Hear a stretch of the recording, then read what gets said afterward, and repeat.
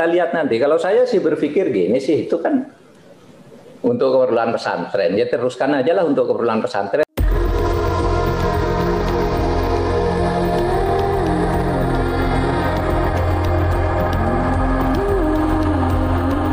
Bismillah, Assalamualaikum warahmatullahi wabarakatuh. Yakusa, yakin usaha sampai.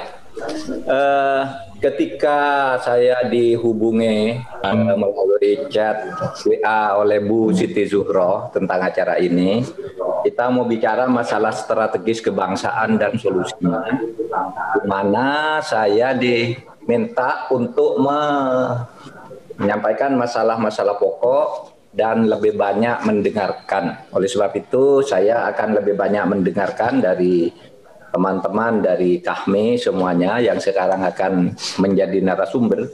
Saya juga sudah mendengar dari Bang Akbar Tanjung tadi, dari Pak Yusuf Kalla. Terima kasih Pak Yusuf Kalla, selamat datang kembali di Indonesia. Kami mengikuti perjalanan Bang Yusuf Kalla ke Afghanistan kemarin dengan sangat bangga gitu. Nah, saya begini, saya bicara masalah kecil saja dulu.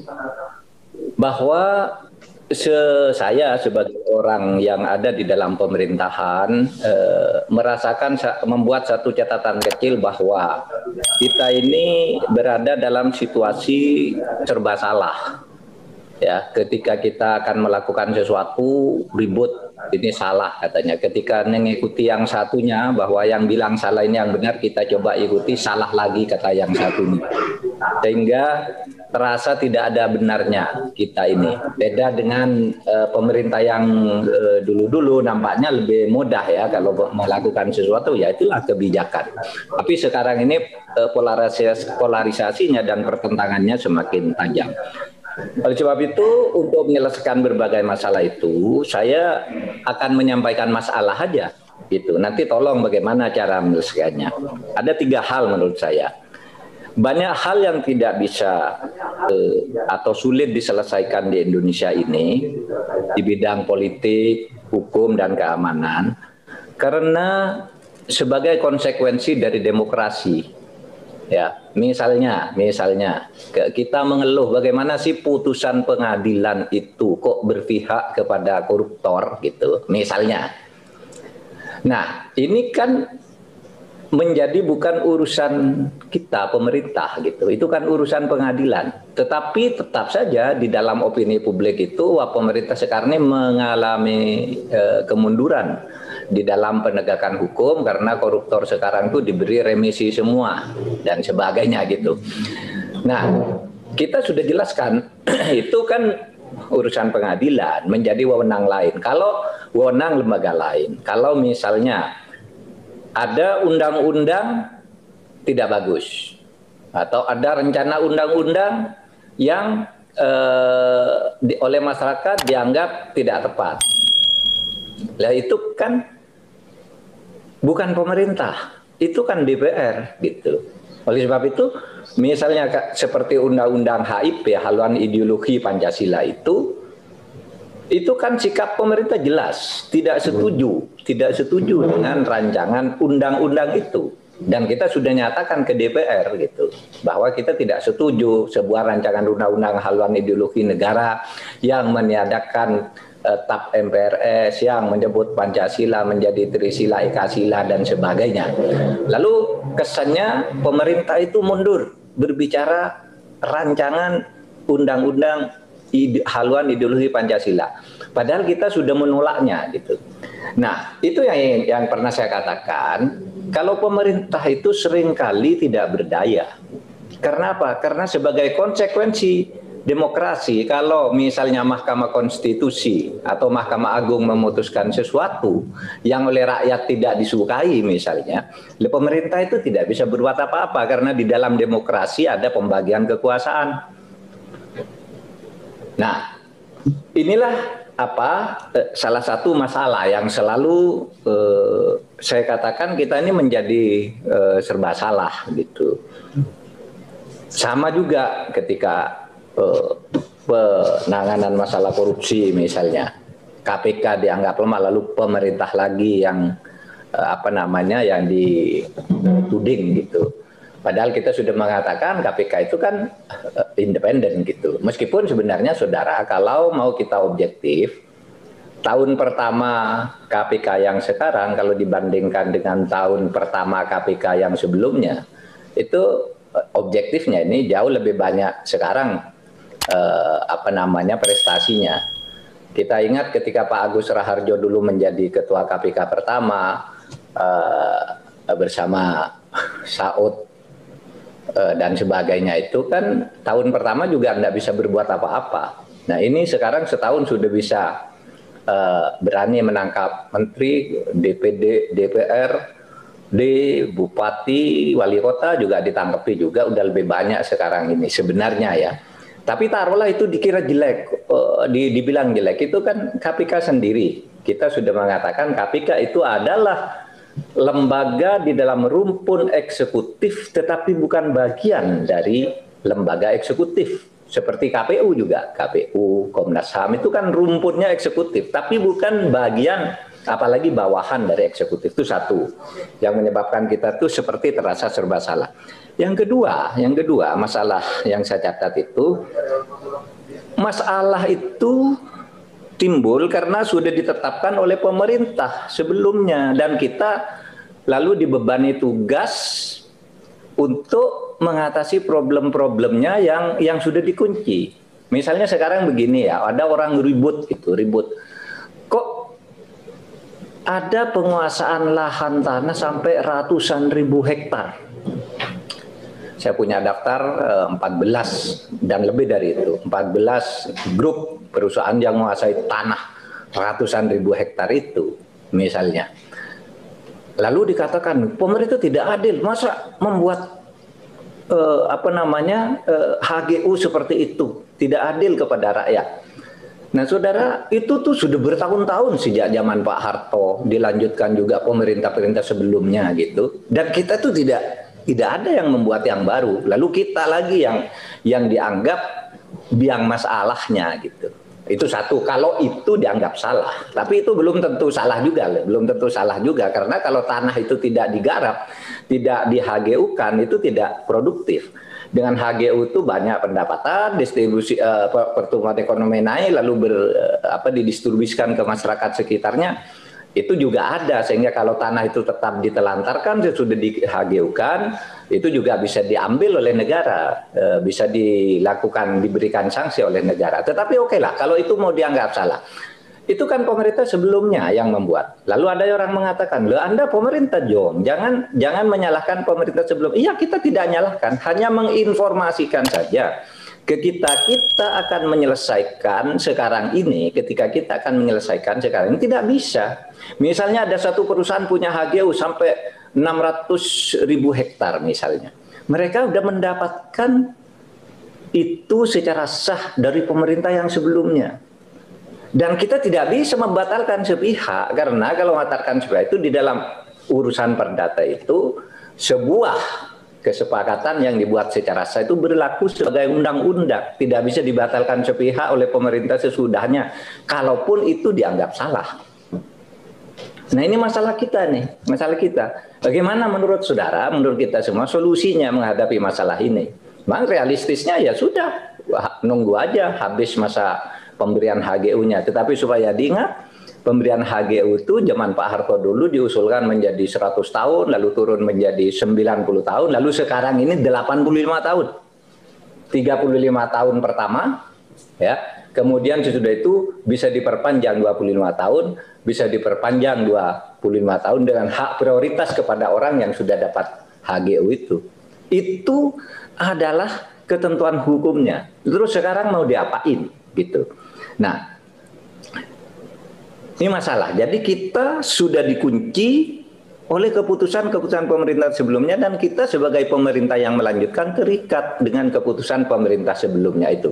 Kalau kita mengatakan bahwa itu adalah keputusan pemerintah sebelumnya, bukan kita mau buang badan menyalahkan pemerintah sebelumnya, tidak. Kita hanya menginformasikan, kita tidak membuat kebijakan itu, dan kita akan menjaganya, akan menyelesaikannya berdasar hukum yang berlaku.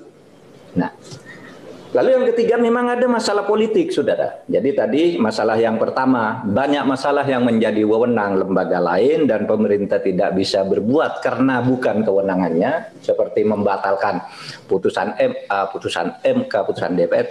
Yang kedua, masalahnya itu sudah ditetapkan oleh pemerintah sebelumnya dan kita tidak boleh secara sepihak membatalkannya, seperti HGU yang ratusan ribu hektar atau jutaan hektar bahkan kalau sudah disatukan dari berbagai grup-grup perusahaan itu.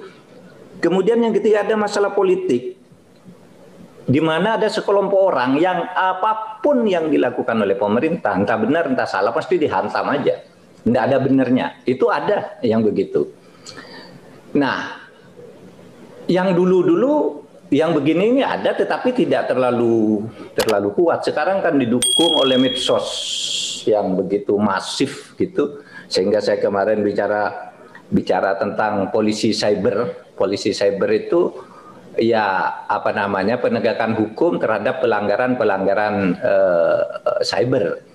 Karena banyak misalnya orang seenaknya sekarang memotong berita, membuat judul yang substansinya salah total. Misalnya begini nih, saya kemarin mengatakan begini.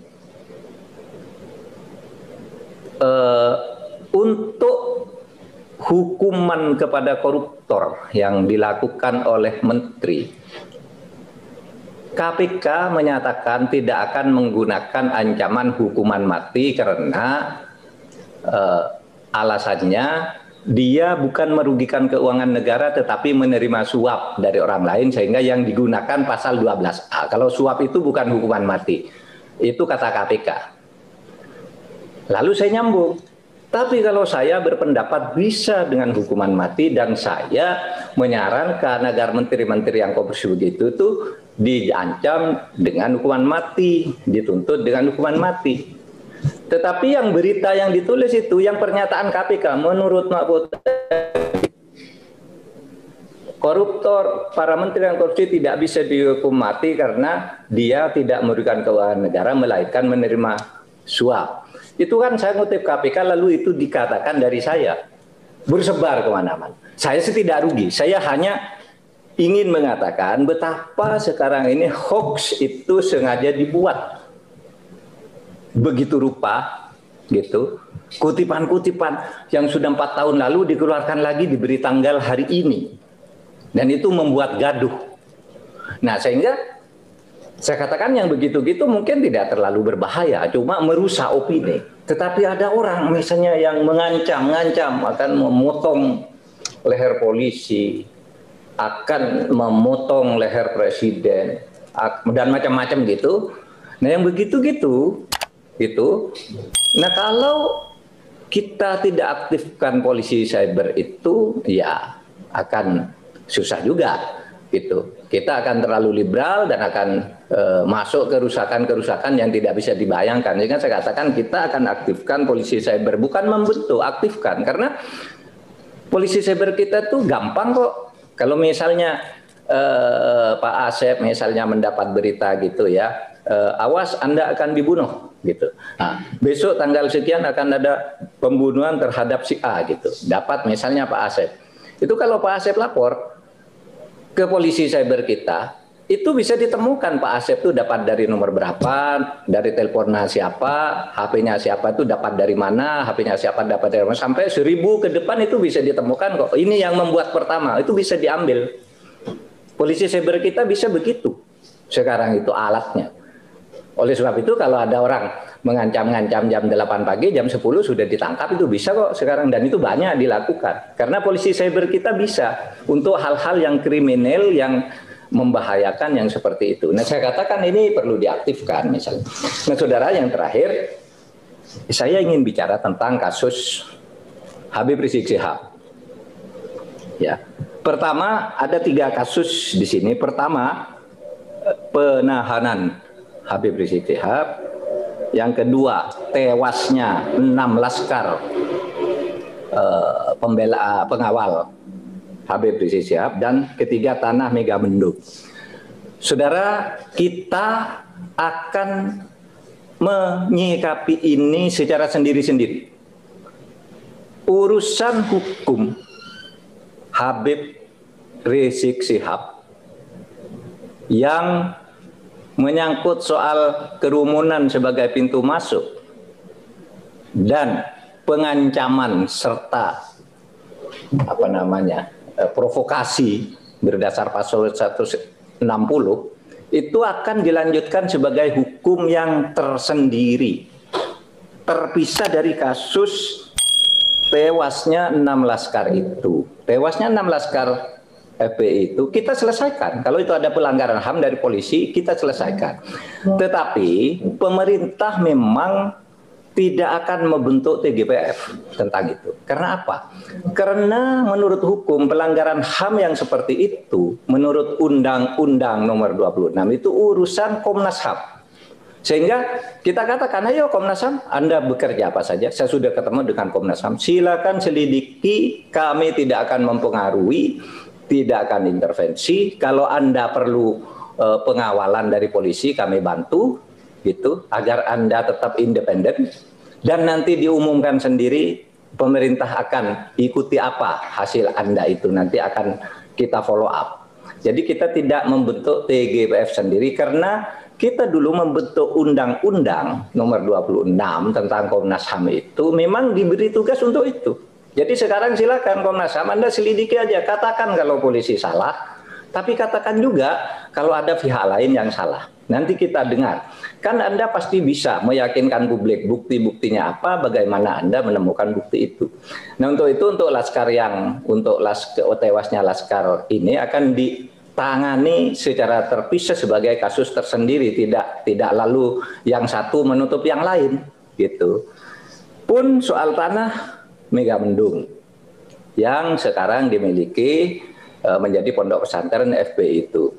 Nah kita selesaikan sendiri, hukumnya seperti apa, dulu belinya kepada siapa, belinya kepada petani, ditelantarkan katanya 30 tahun. Pemerintah itu baru memberi HGU kepada PT PN 8 itu tahun 28, kan belum 30 tahun. Berarti tidak diurusnya oleh PT PN belum 30 tahun, Kak. Karena HGU-nya itu baru diperoleh tahun 2008. Kalau diklaim tahun 2013 berarti kan baru 5 tahun sejak PT PN mendapat HGU dari pemerintah. Nah kita lihat nanti.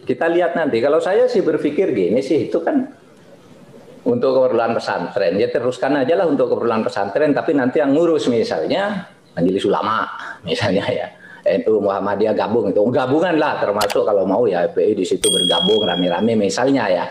Tapi saya tidak tahu solusinya karena itu urusan hukum pertanahan ya, bukan urusan politik, hukum dalam arti kasus dan keamanan gitu, tetapi itu masalah hukum dalam arti hukum administrasinya itu kan ada di pertanahan dan BUMN. Sehingga silahkan aja apa kata hukum tentang itu semua. Itu betul Undang-Undang Hukum Agraria mengatakan bahwa tanah jika sudah ditelantarkan 20 tahun dan digarap oleh petani atau oleh seseorang tanpa dipersoalkan selama 20 tahun itu bisa dimintakan sertifikat. Nah sekarang ya kita pastikan dulu petaninya apa betul sudah 20 tahun di situ. Yang kedua HGU itu sebenarnya baru dimiliki secara resmi tahun 2008. Sehingga kalau 2013 ketika tanah itu dibeli oleh Habib Rizik itu sebenarnya belum 20 tahun digarap oleh petani kalau dihitung sejak pemberiannya oleh negara, pengurusannya oleh negara terhadap PT PN 8 dan seterusnya. Tapi mari kita selesaikan ini secara baik-baik. Saya ingin mendengar solusinya dari diskusi kita malam ini. Sekian, Assalamualaikum warahmatullahi wabarakatuh.